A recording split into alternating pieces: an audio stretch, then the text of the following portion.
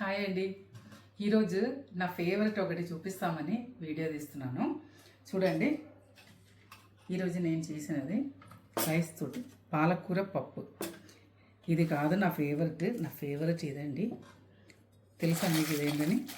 అప్పడాలు కొంచెం కారం వేసి ఫ్రై చేసినాను అనమాట. కేరళ అప్పడాలు చాలా ఇలా చేస్తే చాలా టేస్టీగా ఉంటుంది.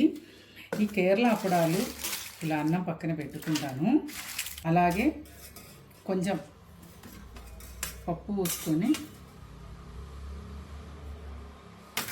వేడి అన్నంలో పప్పు, నెయ్యి, అలాగే అప్పడాలు వేసుకొని కలుపుకొని ఈ అప్పడాలు నంచుకొని తిండే నాకు ఇంకా వేరే ఏ కూరలు అవసరం లేదు.